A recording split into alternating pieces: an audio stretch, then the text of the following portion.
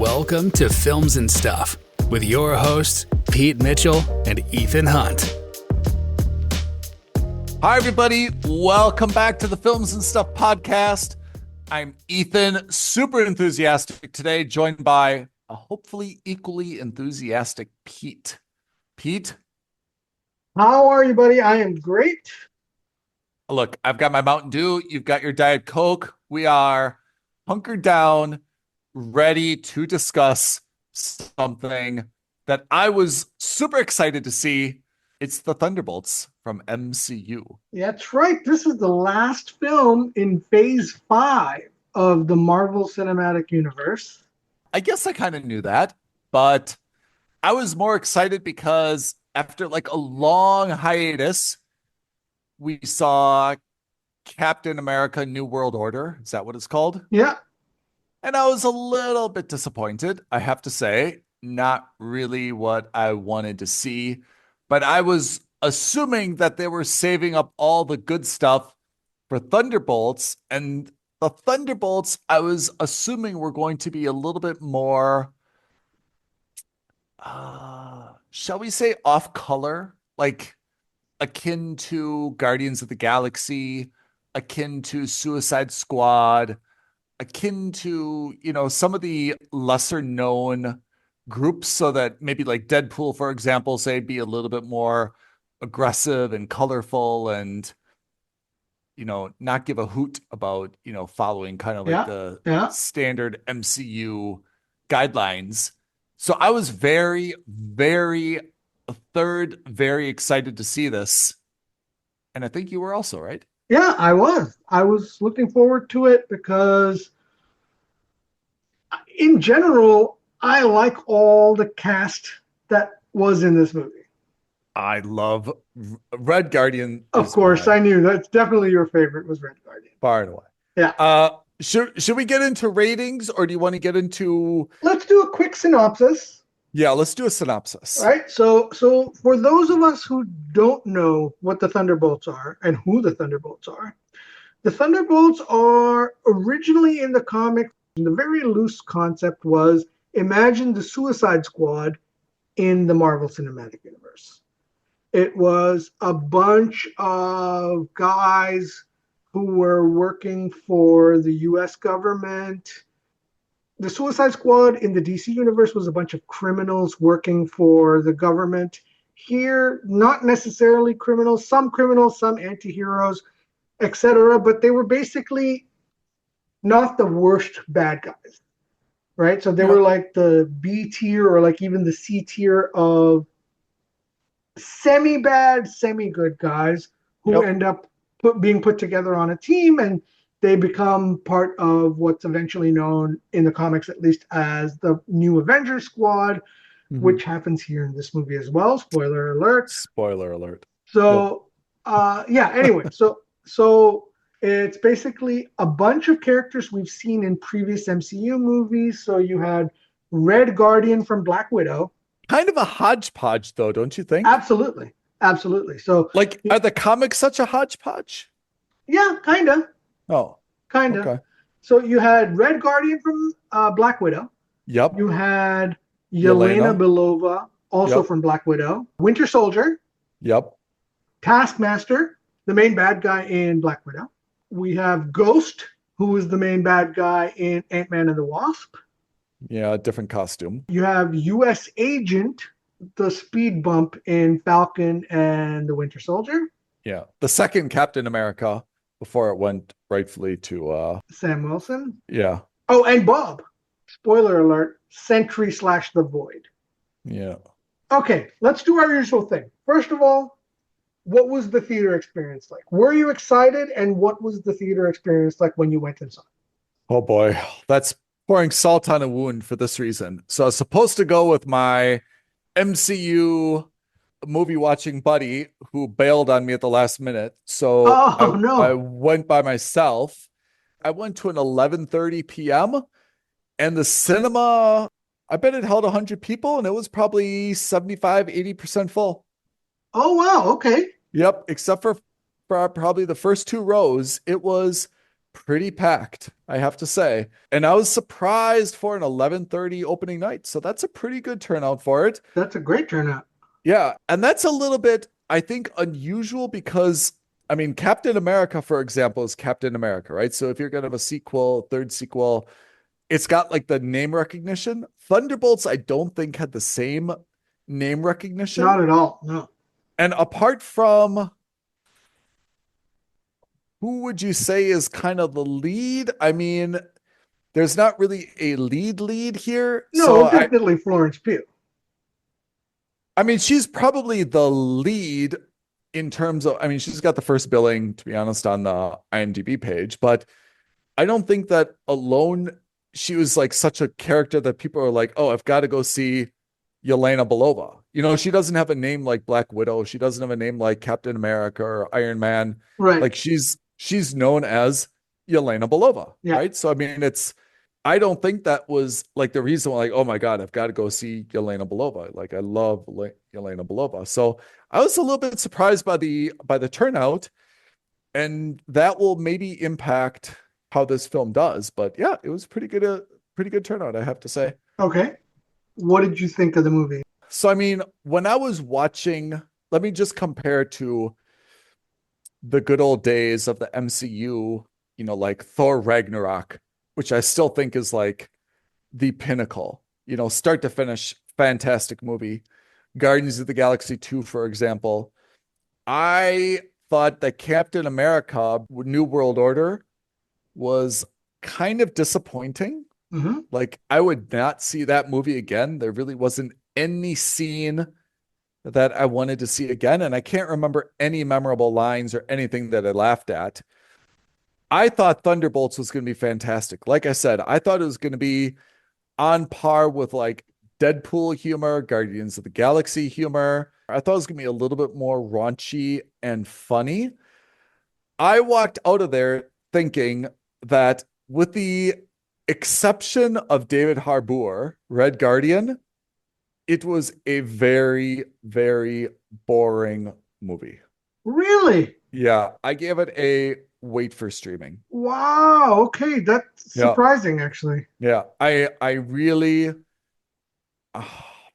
nothing I think really captivated me. Overall, like, I mean, it kept my attention. It wasn't bad, but it definitely, knowing what I know now, it was not a rush out to cinema. You've got to see this on the big screen, IMAX kind of movie. It was absolutely what you would expect from a $400 million MCU movie. But again, with the exception of David Harbour, no one I thought was a captivating character. Okay. Much as I want to like Sebastian Stan, who looks like he'd lost a load of weight, Julia Louis-Dreyfus, who plays her character, fantastic. But again, it was, I thought, Red Guardian who made this movie watchable.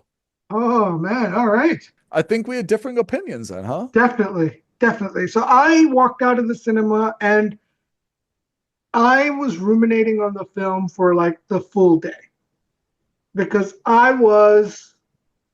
at some points I was like, this is boring. At some points I was like, this is great. At some points I was like, this is fine.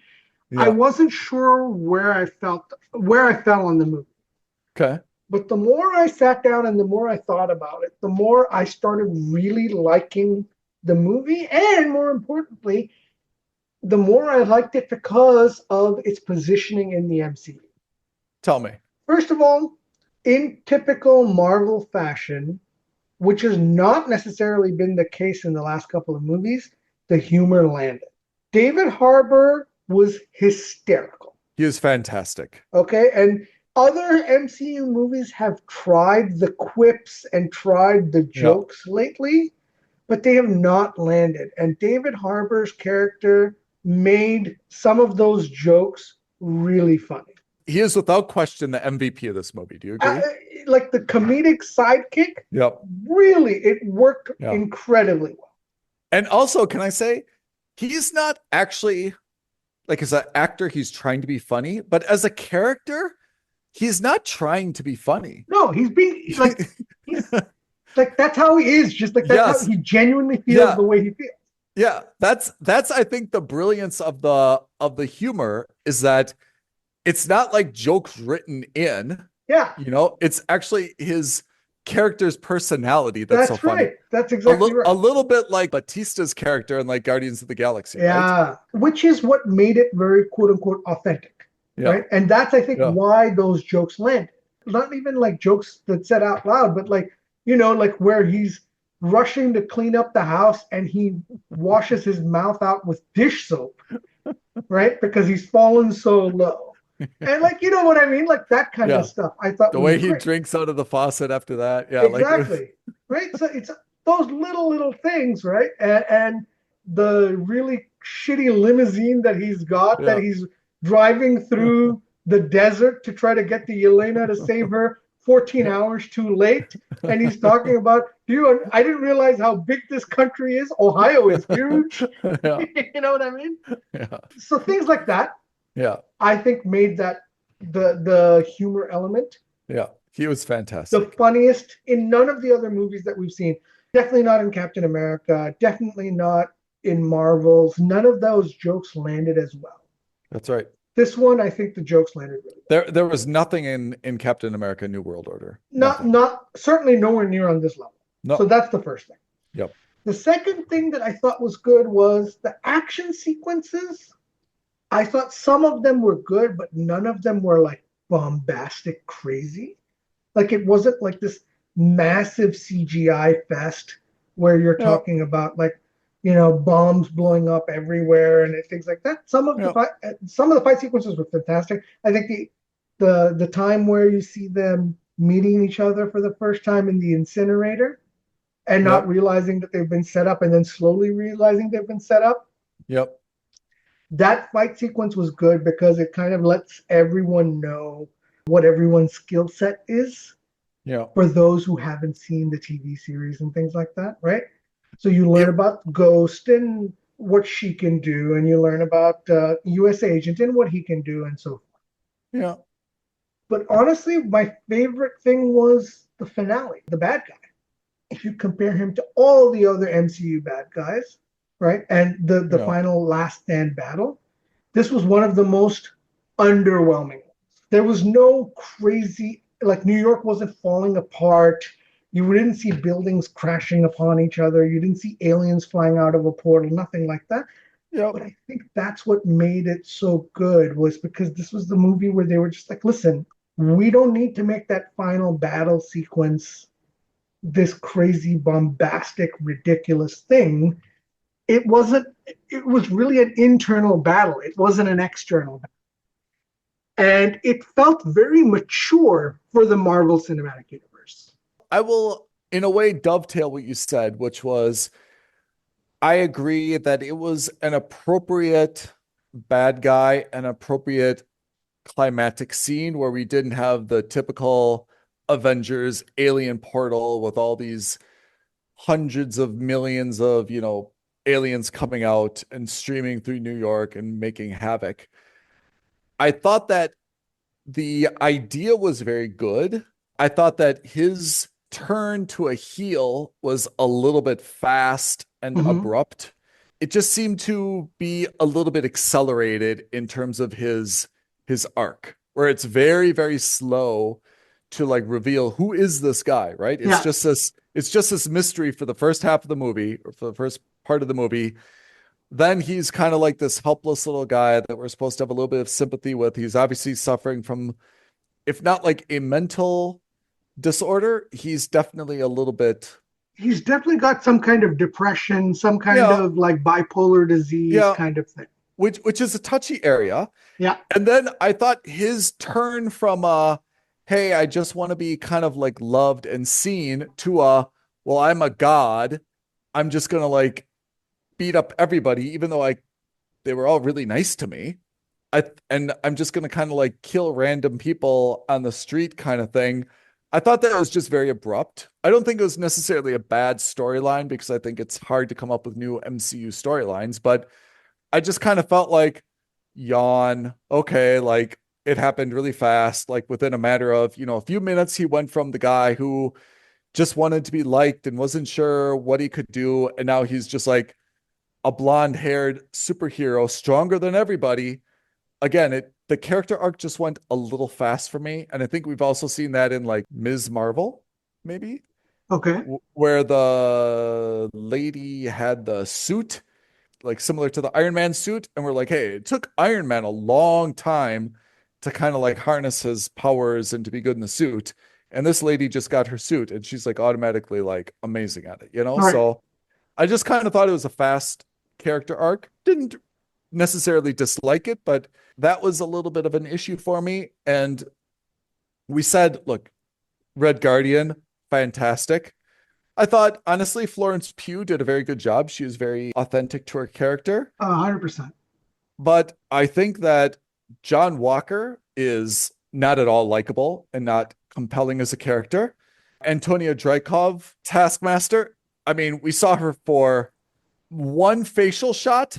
Like she could have wrapped up that in maybe 15 minutes on set.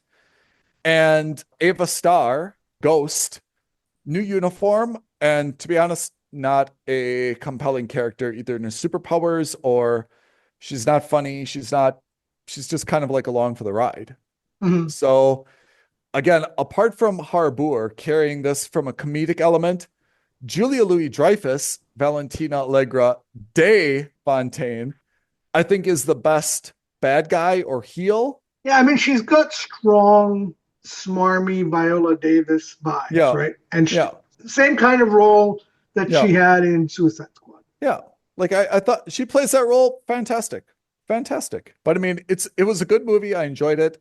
Loved Red Guardian and Florence Pugh, the way that they interact together. They've got great chemistry. Yeah, honestly. fantastic.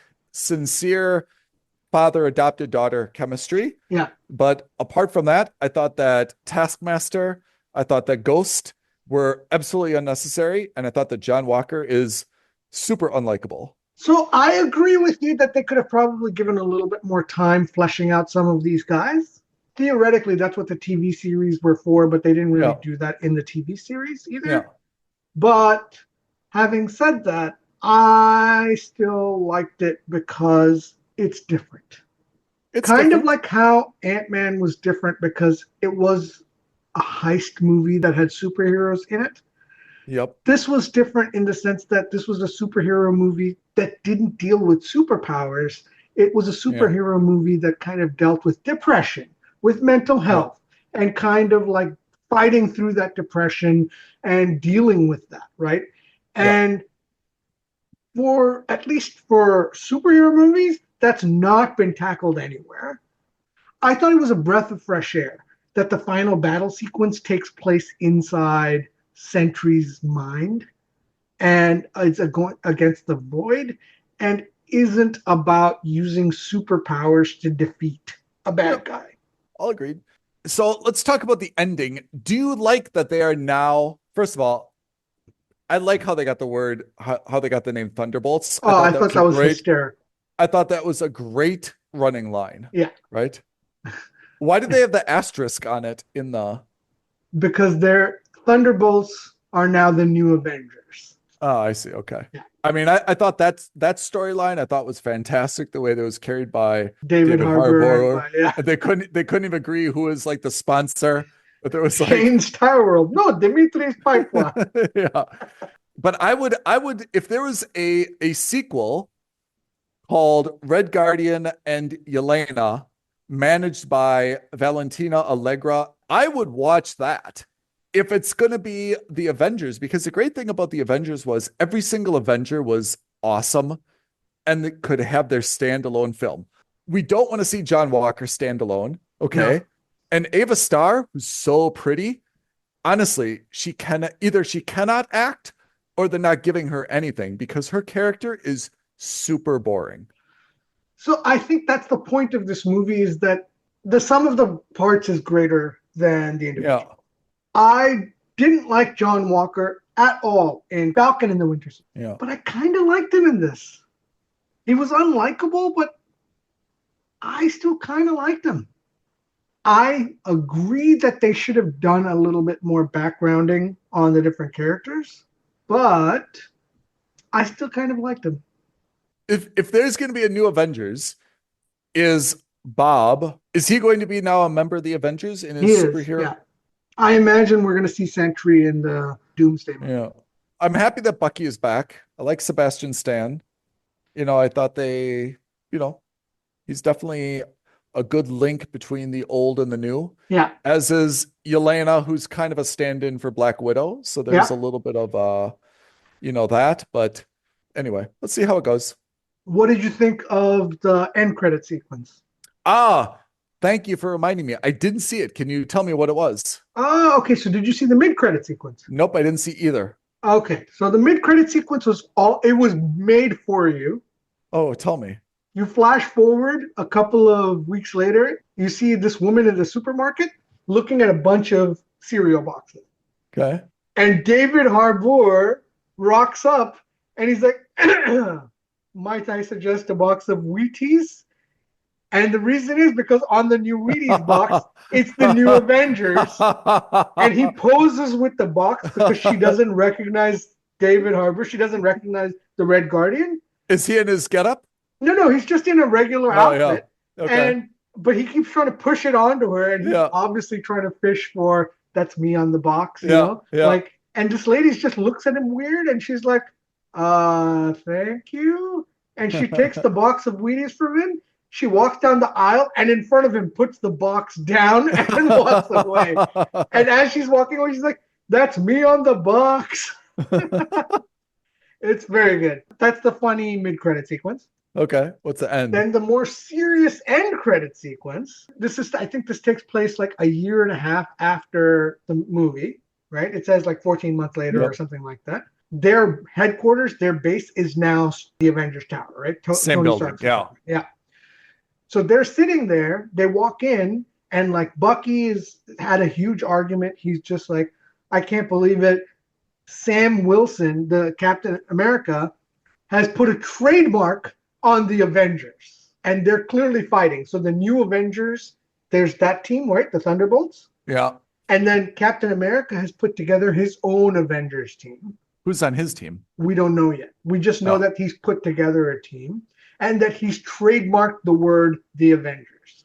So there's two Avengers. So now there's two Avengers team. And so David Harbour walks in wearing like a totally like blinged out sweatshirt with track pants, like a tracksuit, and it's got the Avengers logo on it. And he's like, guys, I've got the solution. And he turns around and it says the Avengers with a Z. And he's like, the Avengers. No copyright issues, right? And like no one is taking him seriously because obviously he's being an idiot. And all the while this is going on, Yelena's still trying to figure out like how the tower works, right? And so there's like a satellite has picked up something in outer space. They look at the video, and it's the old school 1960s Fantastic Four rocket ship. Oh, really? Yeah. And they connect Fantastic Four, which we're going to see in 2 months, with the Thunderbolts. Are you excited about that Fantastic Four movie? I can't wait. The Fantastic Four was one of the first comics I read as a kid. Yeah. So for me, the Fantastic Four always held a special place in my heart. Oh, yeah. I mean, I think the cast of Fantastic Four is going to be very, very good. I'm excited for that. But it'll be interesting to see how they bring them into the MCU now, right? Yeah, exactly. So if I'm right, the Fantastic Four movie that we're going to be watching in July takes place in an alternate universe. And I think at the end of that movie, they're going to escape on a rocket ship and somehow come back into this universe. In the present. Yes, correct. So it's time travel and space travel. Exactly. By no means, I don't want it to be that I don't think it was a good movie. I give it a wait for streaming, not because, again, I think it's bad, only because I think that I just didn't love it on the big screen. I just didn't find it compelling, except for Red Guardian, who I thought absolutely carried it. All right. Well, I give it a watch in cinema. I think it's fantastic. I think it's very different from all the superhero movies we've seen lately. I've got renewed confidence. Whoa. I don't want to say renewed confidence. I still am worried about the MCU. I just think that I've got more things to look forward to. Maybe that's true. So I think you're going to like it. Okay. Pete, before we sign off, this is now officially kicking off the summer blockbuster season, right? That's right. So we have to invite our listeners to join us on our next episode where we're going to do the Predictees, our annual summer blockbuster top 10 prediction list. And this is, I think, a good time to kick it off because obviously now it's May, which means summer blockbuster season has officially begun. So when you're commenting, please do give us your feedback in terms of what you're looking forward to see, because now summer season is kicked off. Good stuff is coming to the cinemas. After a little bit of a lull, it's time to get serious again, right? Yeah, absolutely. All right. Pete, you want to read off our YouTube creds and other social media jazz so that everyone can ring the bell and like and comment? All right, tweet at us at FNDS Podcast. DM us on Instagram at Films and Stuff Podcast. But as always, the best thing you can do, like this video, leave a comment below, subscribe to our channel, and hit that notification bell. Could not have said it better myself. That is this week's episode of Films and Stuff, where we've taken on the Thunderbolts. It's in cinemas now. Enjoy it. And we will see you next week, next episode, Films and Stuff Podcast. Thanks, everyone. Thanks, Ethan. Thanks, everyone. Bye now. Thank you for listening to another episode of Films and Stuff. If you haven't already, please subscribe and review on Apple Podcasts, Spotify, or wherever podcasts are downloaded. Films and Stuff. There is no substitute.